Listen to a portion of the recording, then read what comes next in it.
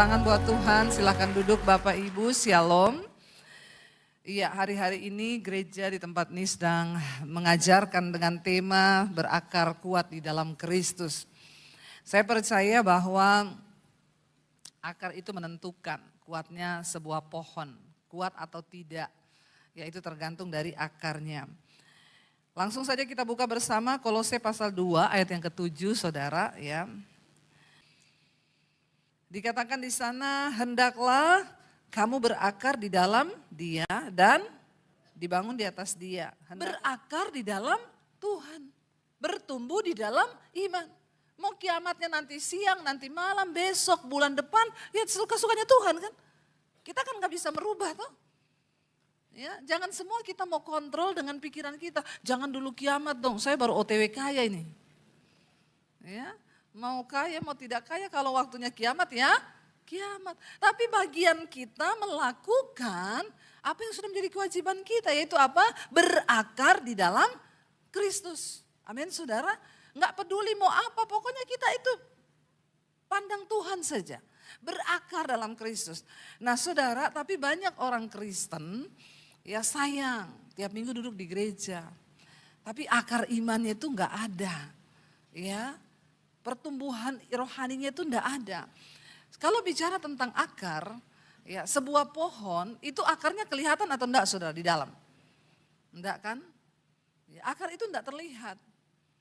Masalahnya orang Kristen itu mau yang terlihat. Mau buahnya dulu, baru akarnya enggak bisa.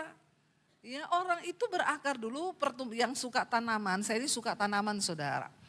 Ya kita kalau nanam itu, ya pasti harus tunggu dulu akar keluar. Kalau akar keluar, akar itu akan menyerap makanan. Setelah akar menyerap makanan, baru tumbuh batang. Baru bisa kuat. Karena akar kuat, maka batang kuat. Tapi orang Kristen mau hari ini ditanam, besok dipanen. Apa itu? Toge. Ya tak? Banyak iman-iman toge orang Kristen itu. Maunya langsung dipanen. Ya toge itu semalam aja jadi. Tapi besok sudah ada di soto dia.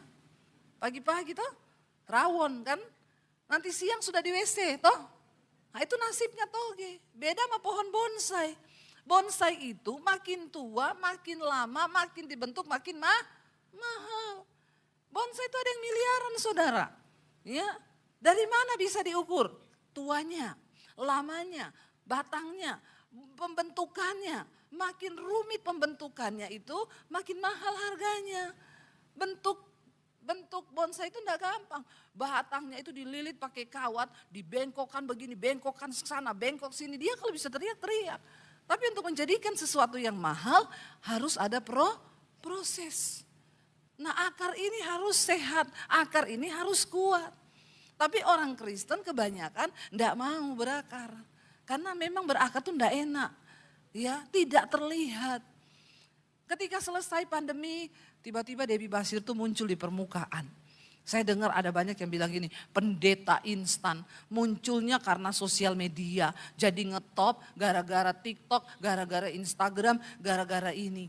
Omongannya orang. Mereka enggak tahu, saya ini terima Tuhan Yesus tahun 95. Waktu saya terima Tuhan Yesus, saya ini mau dibunuh sama keluarga saya. Papi saya haji, saya disuruh pilih Yesus atau keluarga. Saya ditindas, saya ditekan, saya mau dibunuh. Waktu itu belum ada Instagram. Kalau sudah saya story itu. Saya lagi nangis. Ya, karena orang enggak lihat penderitaan waktu saya berakar. Memang ketika engkau berakar, orang enggak lihat.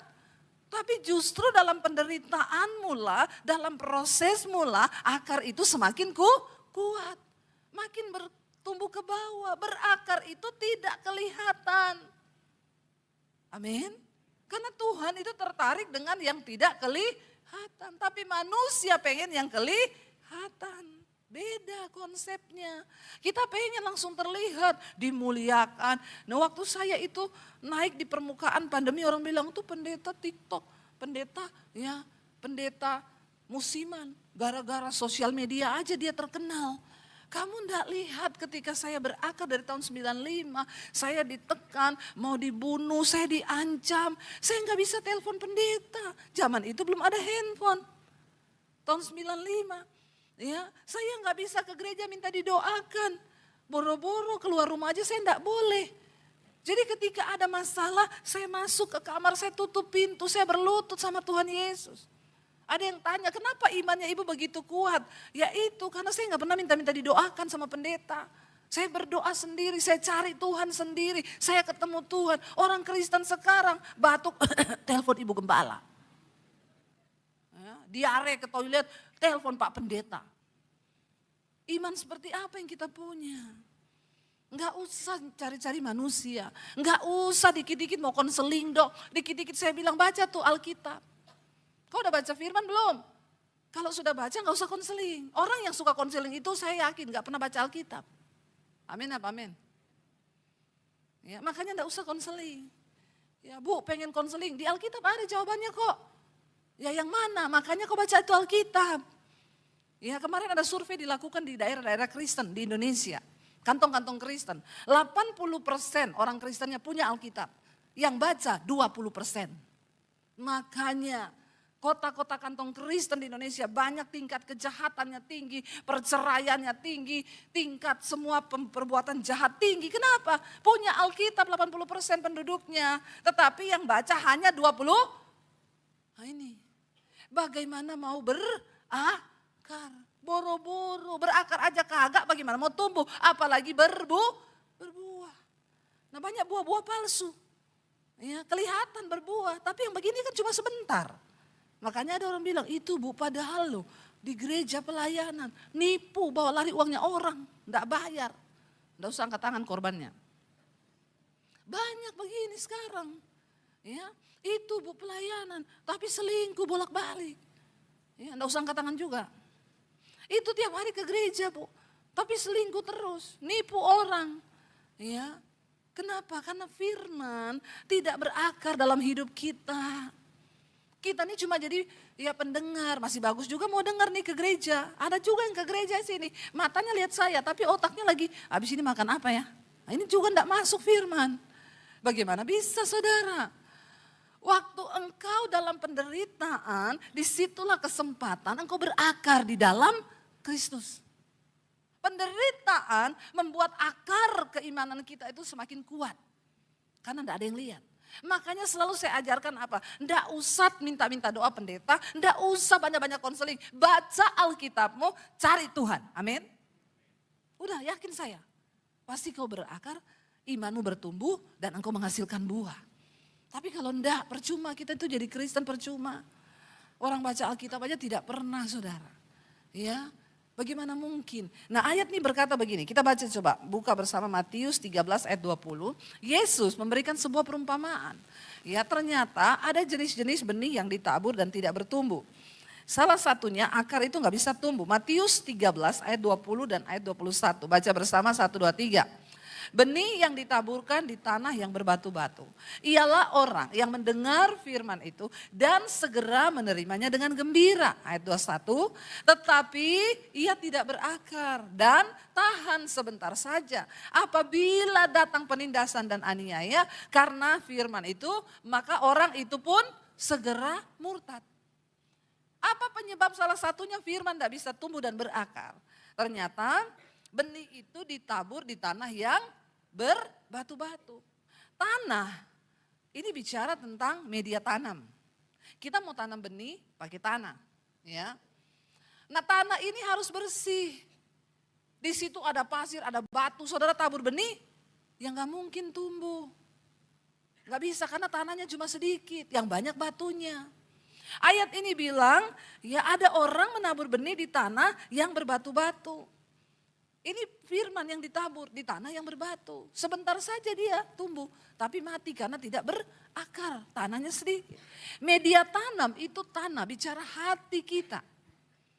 Firman Tuhan tertabur di dalam hati. Kita dengar di telinga, diserap oleh otak kita, lalu ini dibawa ke dalam hati kita. Tempat perenungan manusia itu di dalam hati. Ya Tuhan kasih kita panca indera itu ada gunanya loh saudara. Mata untuk melihat, telinga untuk mendengar. Waktu kau dengar diolah bawa turun ke hati. Ya, jangan cuma di telinga tok. Enggak dibawa turun ke hati banyak orang. Makanya kenapa ketika orang nyanyi lagu, ada yang nangis, ada yang tidak. Karena yang satu nyanyi dengan hati, yang satu cuma pakai mulut. Beda. Ya, bahkan pelayan Tuhan pun kita dengar beda.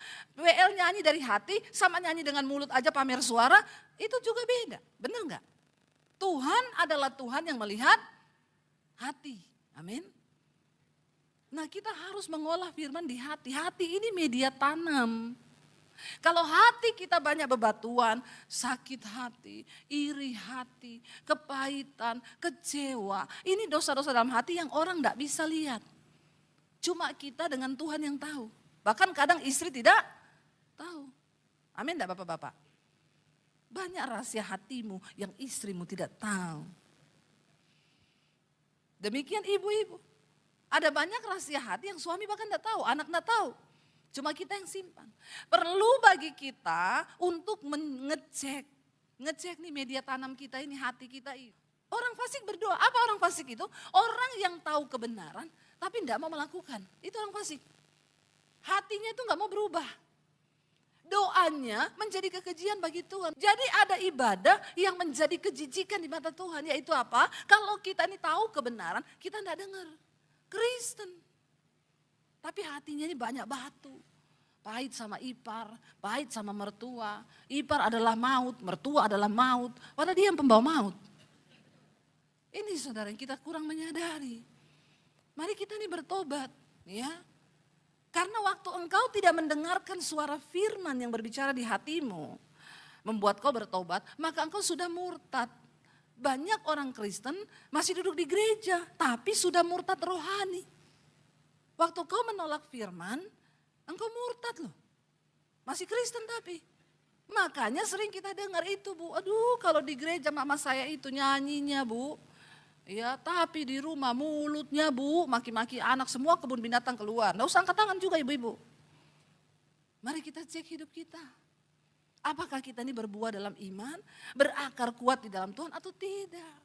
Karena waktu kau terus tolak firman. Imanmu gak tumbuh malah mati. Gak percaya buka 1 Timotius pasal 1.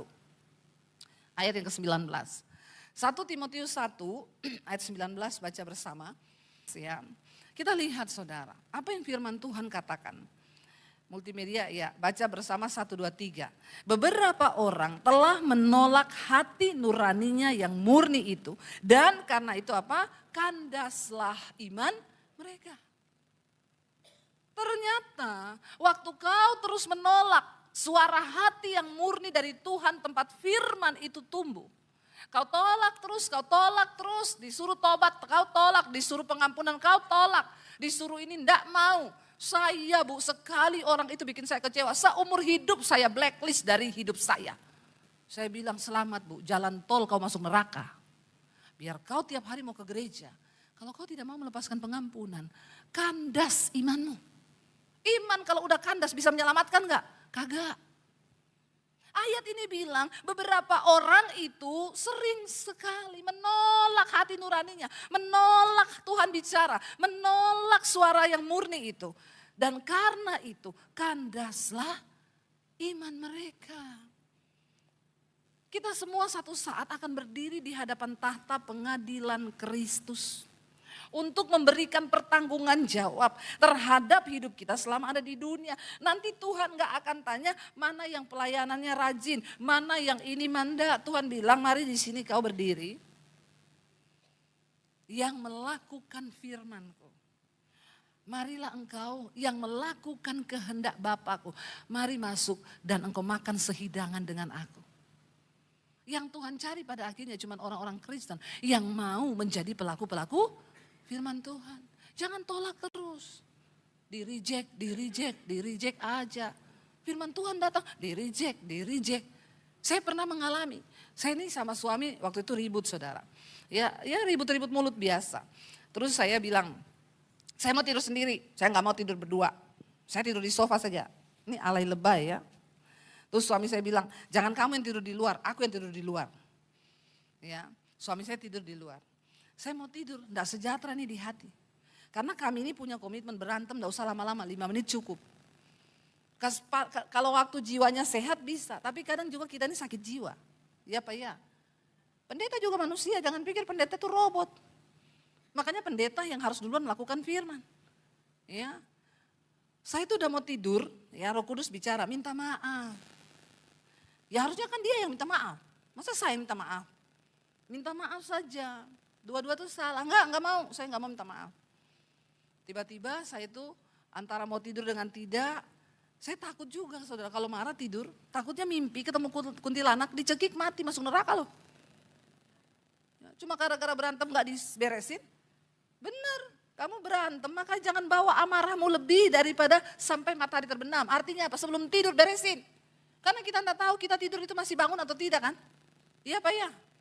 Kenapa Alkitab tulis begitu? Tapi berapa banyak orang Kristen ngeyel. Menolak terus. Firman Tuhan tidak bicara. Duduk puluhan tahun di gereja. Kepahitan bisa tidur nyenyak dia. Dia lupa kalau dia mati dicekik setan. Masuk neraka. Nah saya nggak berani tidur, antara ngantuk dan tidak, saya itu dapat penglihatan. Ada satu pot tanaman, ini pot tanaman kecil nih daunnya rimbun. Tiba-tiba ada satu ulat makan saudara. Tiba-tiba ulatnya jadi banyak, tiba-tiba dalam waktu sekejap tanaman itu kering. Terus saya bilang, aduh gara-gara saya tadi siang urus-urus tanaman ini saya dapat lihat ulat ini.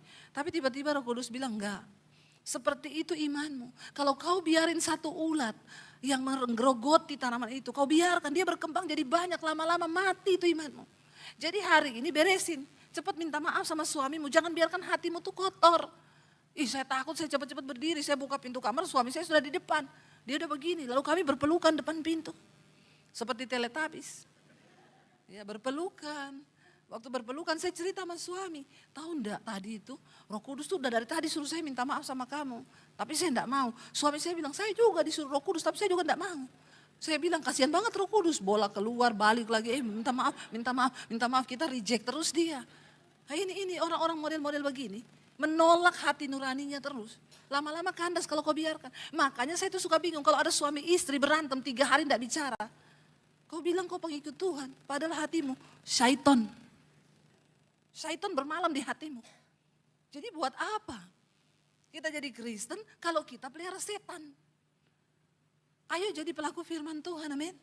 Waktu akarmu kuat dalam Tuhan, imanmu tumbuh, engkau akan menghasilkan buah. Buah-buahnya ini terlihat. Sehingga pembantumu bilang, saya tuh ikut ibu senang, saya enggak pernah lihat ibu sama bapak berantem. Jangan itu Bu, saya ini pembantu di situ Bu, itu Kristen. Tapi kalau berantem semua piring melayang. Dia bilang, kau pikir cuma Amerika bisa bikin piring terbang, saya juga bisa. Banyak orang Kristen begini. Lalu apa buah kita? Apa buah iman kita? Saya baru mengerti sekarang, ternyata memang benar gak berbuah. Jangankan berbuah, berakar saja tidak. Sebab media tanamnya ini kotor, banyak bebatuan. Benih itu mau tumbuh gak bisa, mati langsung. Akarnya tidak bisa tumbuh karena tanahnya sedikit. Cek hatimu hari ini. Kalau engkau mau engkau berakar dalam Kristus. Kalau engkau mau imanmu tumbuh dalam Kristus. Ayo saudara. Kita gak punya banyak waktu hari-hari ini untuk bermain-main dengan iman kita. Kejar hal-hal yang rohani. Anak-anak muda. Ya, ayo bertumbuh dalam Tuhan. Ya, hidupmu itu berhasil dan beruntung kalau engkau mendengarkan firman Tuhan. Kau dugem, kau melakukan di luar sana. Gak usah sok pintar kau, hari-hari ini tuh teknologi berkembang luar biasa. Ya, yang pintar saja tersingkir loh sekarang. Yang pintar, apalagi yang bodoh. Ya, yang pintar aja tersingkir. Tapi orang yang diberkati Tuhan bukan yang pintar, bukan yang bodoh. Yang takut akan Tuhan. Bilang amin dong.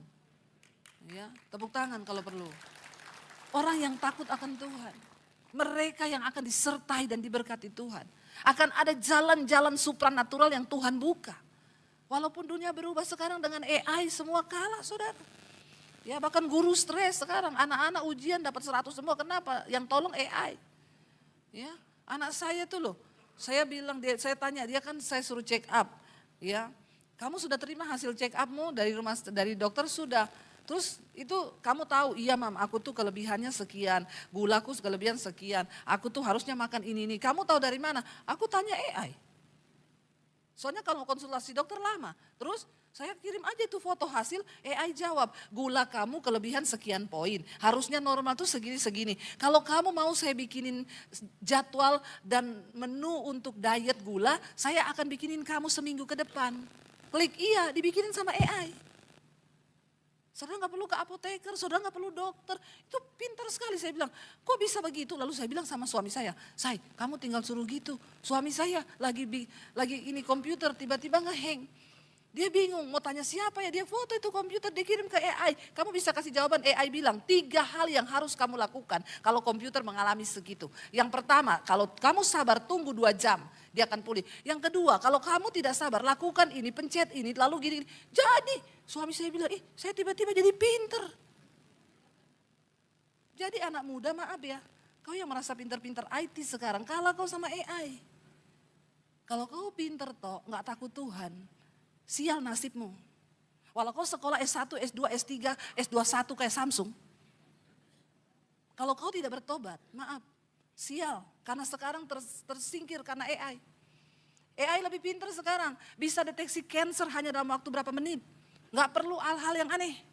Ngeri ini zaman saudara, menakutkan ini zaman. Ya, semua tergantikan. Ini pemusik. Ya.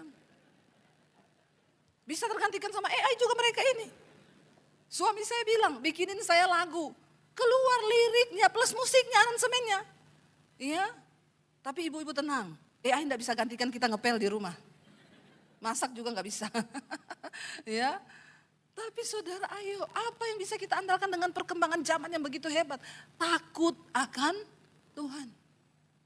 Takut akan Tuhan bikin hidup kita bahagia di dunia sampai di akhirat. Dah itu aja, gak usah aneh-aneh. Kalau mau bikin dosa ingat, takut akan Tuhan, menghormati Tuhan.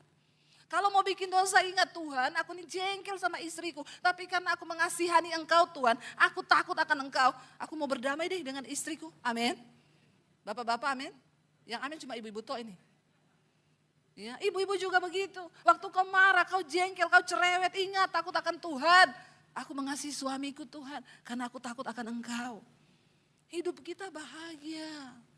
Waktu kita hidup takut Tuhan. Jaminannya bukan cuma di dunia ini. Sampai pada hidup yang akan datang.